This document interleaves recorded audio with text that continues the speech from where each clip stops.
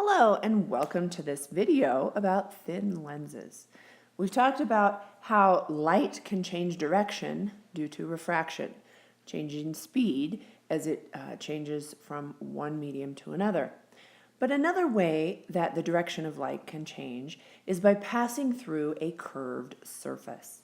So we're going to look at some of those curved surfaces. We're going to look at converging and diverging lenses and how we draw ray diagrams for those lenses. We'll look at the lens equation and the magnification equation. What is a lens? A lens is simply a transparent object that refracts light rays, causing them to either converge or diverge, and therefore create an image. Here are some examples. This is a lens which causes the light rays to diverge. Here is a lens that is causing the rays to converge to a point right there. So both converging lenses and diverging lenses are going to have two focal points, but only one focal length. And here is why. Light can pass through a lens from either side. Therefore, there will be a focal point on each side, but the focal length will be the same distance from that focal point to the lens. If we were to draw the principal axis here and place a focal point on each side, it might look something like this. The length here, from here to the center of the mirror and from the center of the mirror to here, should be equal. That would be the focal length. Likewise, this diverging lens would also have two focal points, but the same single focal length. So let's take a look at drawing ray diagrams, and we're going to start with converging lenses. We know that for the definition of a focal point, we know that light traveling parallel to the principal axis is going to be focused at the focal point. So you're going to recognize this first ray.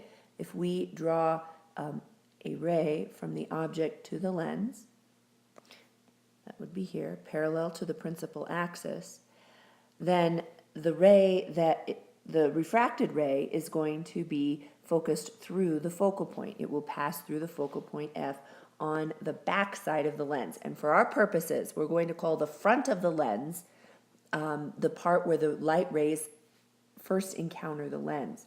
The back of the lens is going to refer to the side of the lens opposite where the light rays first encounter the lens. So that was ray 1. Ray 2, our central ray, when we draw it from the object to the lens, is going to go from the object to the very center of the lens.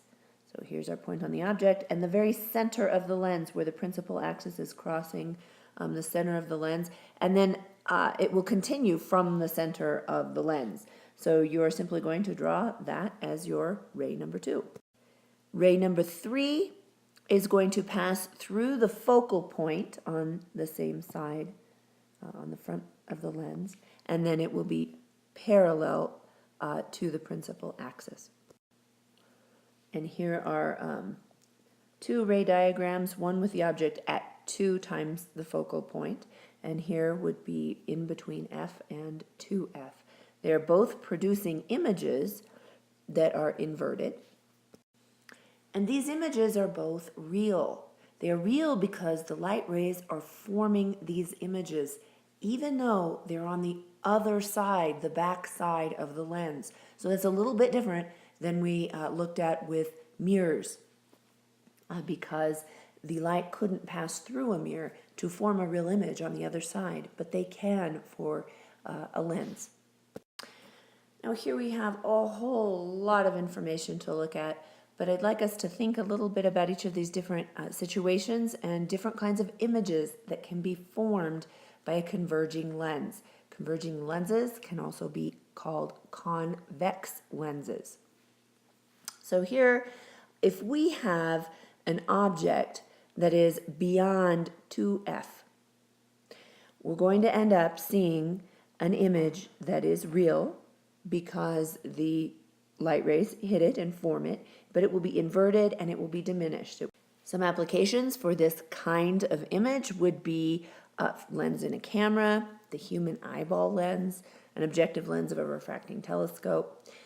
What if our object is at 2F? right exactly at 2f, we're going to get a real inverted image at 2f. It will be the same size as the object. Some applications here, just the inverting lens of a field telescope. If we put the object a little closer to the lens here, between 2f and f, we're going to get a real inverted magnified image beyond 2f. A motion picture or slide projector would be a good application of this because we're producing this magnified image, but it is a real image because light rays are actually forming this. Also, I realize these quote-unquote diagrams, they're not including all three rays, but they're so small, they're just giving you an idea of what kinds of images are formed. If we put the object right at F, we get no image at all. Kind of sound familiar to our mirror diagrams, right? Lenses that are used in lighthouses and searchlights will often use this setup in order to achieve those really bright lights. If we put the object inside of F, here's our object, between F and the lens, we are going to get a different kind of image now. We're going to get a virtual image. It is going to be upright, larger than the object, behind the object on the same side of the lens. And eyepieces in microscopes, binoculars, and telescopes will use this kind of image, or magnifying with a magnifying glass will also use this kind of an image.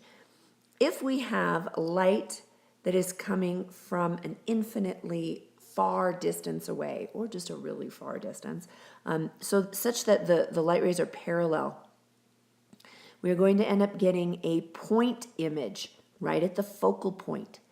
An application for this is burning a hole with a magnifying glass, if you've tried that. Some of you I know have tried that. And that would be applying a lens in this manner. What about a diverging lens? A diverging lens is also called a concave lens. And there's only one kind of image that a concave lens produces. It is always virtual. So if here we have the object, wherever the object is placed, a concave or diverging lens will produce an image that is on the same side of the lens as it is.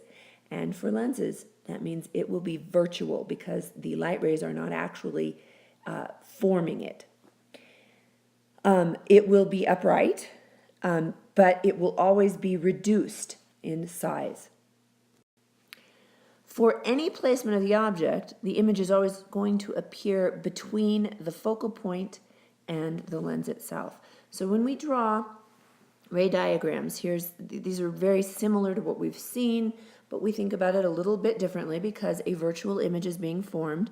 For the first ray, we're going to draw it parallel to the principal axis, and then it will be directed away from the focal point as the ray diverges on the other side of this lens. So here's ray 1, and then it will be directed away from that focal point as the ray diverges.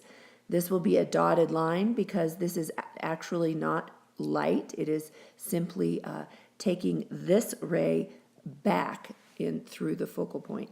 The central ray is going to be to the center of the lens and then from the center of the lens on.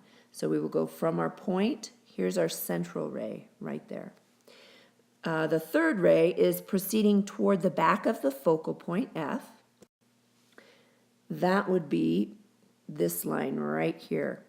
So this ray will be drawn initially in actual a solid line, but this part will be a dotted line because after the ray refracts through this lens, it will be going parallel to the principal axis on the other side of the lens. We can draw a dotted line back from this ray that is continuing on, the refracted ray. And where these meet at this point, that is where our image will be for a concave lens. Now let's take a look at a couple of equations that should look very familiar to you. We have our thin lens equation. This equation is applicable only when the lens is very thin. When its thickness is much smaller than its focal length, then this is true. Again, P represents the distance from the object to the lens, Q, the distance from the image to the lens, and F is our focal length. The magnification equation should look very familiar. It's the same one. M for magnification, it's a unitless ratio of the image height to the object height, or negative Q over P, relating the distance of the image to the lens to the distance from the object to the lens. Now let's take a look at some sign conventions for lenses, because those are a little bit different. So here are sign conventions for lenses. We'll have a positive value for the object if the object is in front of the lens. There will be a negative value for that object distance if it's in the back of the lens. And Q, the image distance to the lens. Q will be a positive value if the image is in the back of the lens, and it will be a negative value if the image is in the front of the lens. So that's flipped from how we were thinking about mirrors. And the reason, of course, is that light can go through a lens. F is going to have a positive value for converging lenses and a negative value for diverging lenses. If you're interested in some advanced ideas, compare and contrast the ray diagrams for mirrors with ray diagrams for lenses. What kind of images do you get in the different situations? Maybe you could make a little chart and show how those all compare. Or maybe you have some other ideas. I look forward to seeing what you come up with, and we'll see you in class.